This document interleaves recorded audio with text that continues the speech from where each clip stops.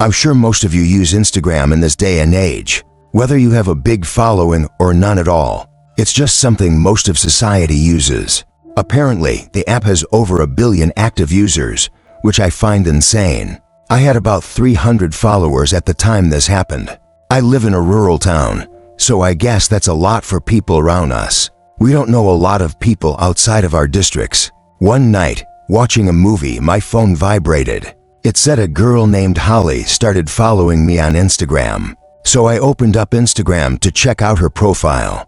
And she was this really gorgeous blonde girl with like 5,000 followers. She had about 50 pictures. They were all spaced out realistically as far as the dates they were posted. Usually, when I got followers like this, I'll check to make sure they're actually legit. She got like 600 likes per picture and a bunch of comments from guys I assume she didn't even know, leaving hearts and drooling emojis and whatever. Then, I kid you not, as I was going through her page, before I even followed her back, she DM'd me. She said, "Hey, I honestly don't do this a lot, but I thought you're really cute, to be honest. And not to sound like a douche, I am pretty fit, and I've been told I'm pretty attractive. And I have had some girls DM me in the past, so I followed her back and DM'd her the same, saying, I think you're cute too." Then we went on to have a pretty long conversation, but it was going really well. We talked about fitness and what high schools we went to, and honestly, it was great. She gave me her number, and we quickly got to setting up a meetup for the next night, which was a Friday night. We agreed we'd meet at a popular bar called Lucky's for a couple drinks. So, Friday night, as the nerves are starting to kick in, I'd prepare myself for this little date. Never had I got on a date straight from an Instagram DM, but this girl was downright gorgeous. I drove down to Lucky's and sat in my car in the parking lot, awaiting her call or text to let me know she was there. Eventually, she did text me, but not to let me know she was there. She said her car broke down and she needed a ride. I had to reread it a couple times to be sure I was reading it correctly. I tried calling her, but she didn't accept the call. She texted me, describing her location. I didn't answer just yet. I took one more good look at her Instagram profile, and it was definitely real. She had friends tagged in her pictures, commenting on her pictures, so I knew I wasn't getting catfished. I texted back, on my way, and off I went. I drove down the quiet side roads towards the location she described. I made it, but it was a weird spot for her car to have broken down. I saw a car pulled off to the side of the road next to the woods. Actually, there were woods on either side of this road. The car had its hood open, so it had to be her. I tried calling, but it didn't go through. I looked at my phone and realized I had no bars here. I parked my car on the other side of the road and got out. As I walked over to her car, which was a black Nissan Altima, I realized I couldn't see inside of it at all. The windows were completely tinted black. I lightly tapped on the window and waited. No one opened the door, so I walked around to the front hood just to see if she had attempted to do any work on the engine. As far as I could tell, she didn't. I was losing patience. I texted her, "Where are you? I'm about to leave." As I walked back to the side of the car, I noticed the driver's side window had now been cracked down. I knew for a fact they were all shut a minute ago. They called Holly's name, knowing someone had to be in the car now. I walked a little closer to get a look inside. Someone's fist reached out from the window, and they started signaling for me to come closer with her pointer finger. I felt my stomach drop, realizing it was definitely a man's hand. I told him in a shaky voice, "Get lost," as I ran back to my car. I sped away and made the first right turn off the street I could because of my constant glances. In the rearview mirror, I eventually spotted a car with its lights off trailing behind me. I thought to do the same. I turned off the lights on my car and started making as many turns as possible, and eventually, I did lose the car. When I got home, the profile had already blocked me, but I found out at a later date that that profile was, in fact, real, but that the girl in the pictures was hacked by some creepy dude, and I wasn't even this only guy's victim of whatever plan he had. I just hope everyone else was as fortunate as me. Music. I have an Instagram account with 1,100 followers. I had it set to the public, so anybody could come onto my page and look at my pictures, like them, and comment on them. So, oftentimes, I get people I didn't know liking my pictures and commenting on them. But one person stood out from the rest. I remember his first comment on one of my photos. It was a beach picture with one of my friends. So I was wearing a swimsuit. I have like 11 comments on it, but one of them was from somebody I didn't know. It was 3 flame emojis. I clicked the man's profile. He had 3 pictures, 80 followers, and he was following over 100 people, including me. All 3 of his pictures were of him, selfies, which didn't look right, given that he looked like he was 40 or 50. I didn't mind, though it's expected to happen to a certain extent. However, after that photo, it had started becoming a thing where the man would just comment on every new photo I posted. One comment just said hot. This one was a little creepier, honestly.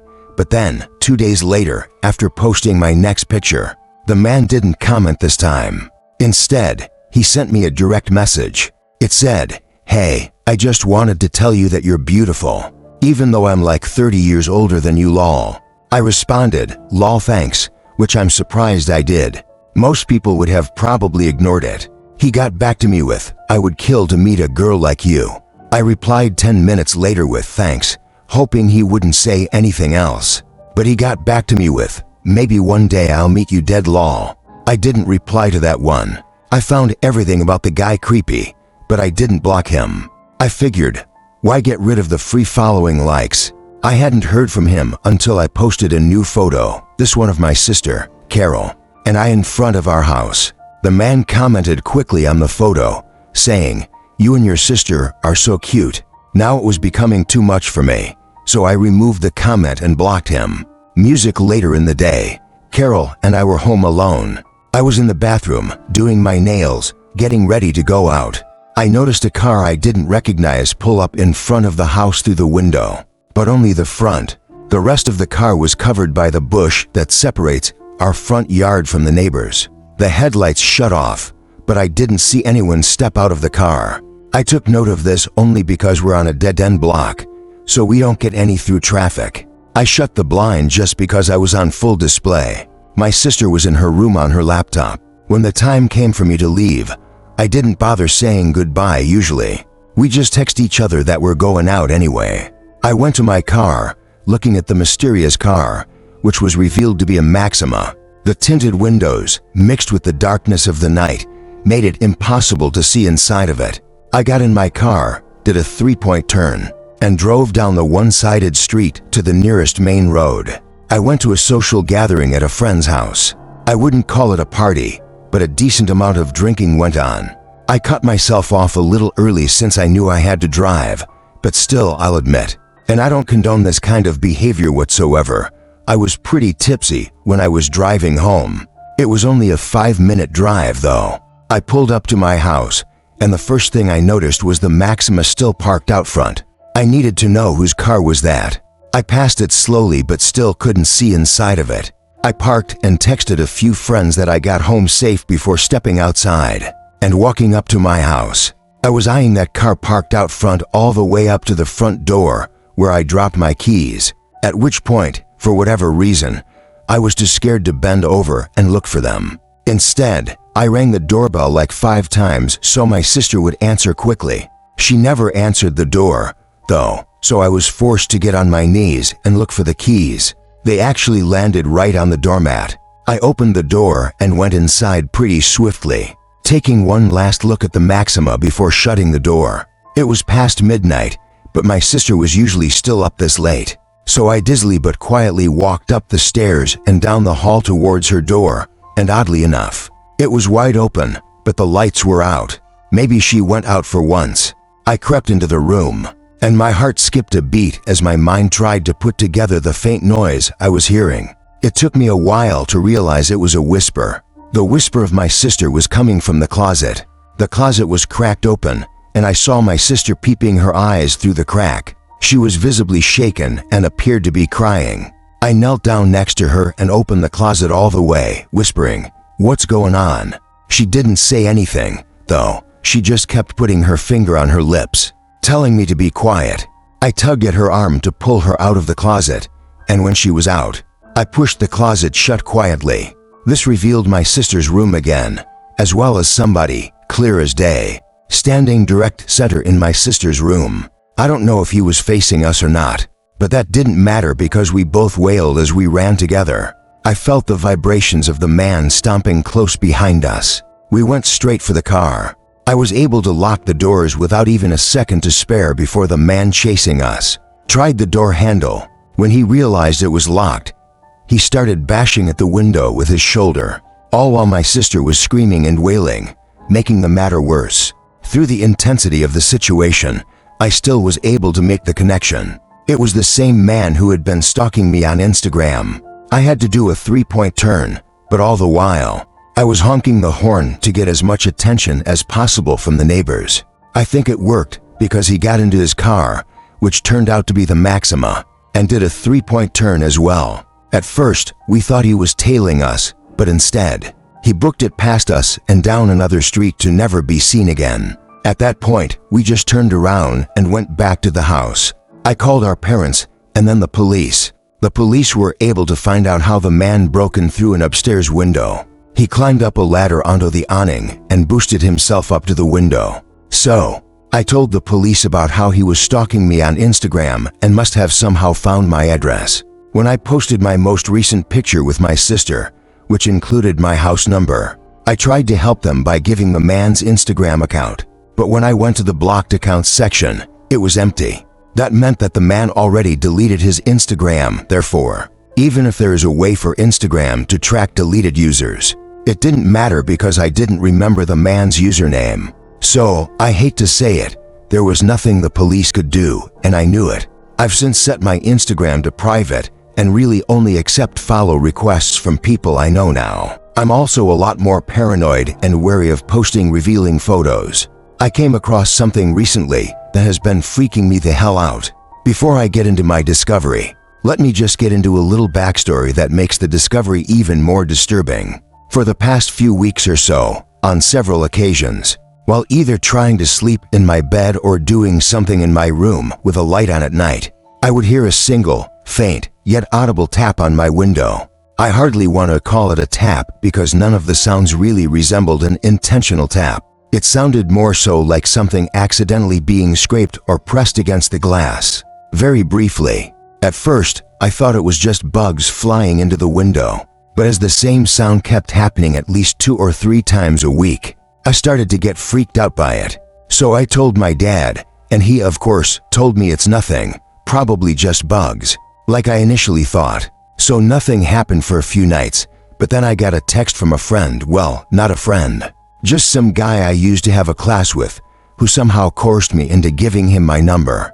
He said, "Hey, I don't know if you remember me, we used to have class together. I just wanted to let you know about this. I stumbled upon it by accident, and if you're unaware of it, that's pretty disturbing." Then he added a link to the bottom of the message.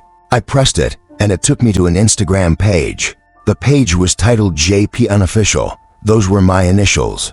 But that wasn't the first thing I noticed. The first thing I noticed was the profile picture, which was me. And then the 45 pictures uploaded to that account were all of me. They weren't like pictures that I took, though. They were all candid.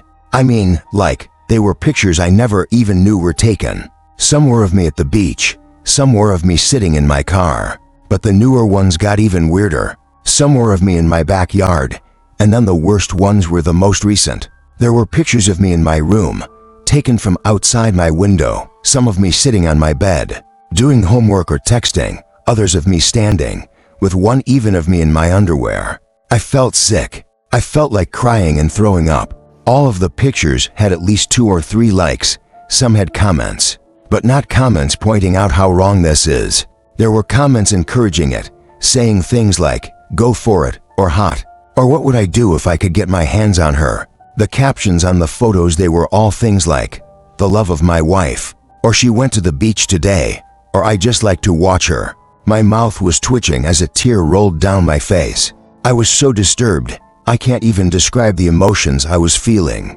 And then there was a sound again at the window. The sound, the unintentional scrape or tap. And then it clicked. It made sense now when I put 2 and 2 together. I simply snapped. I lost it and screamed louder than I'd ever screamed before.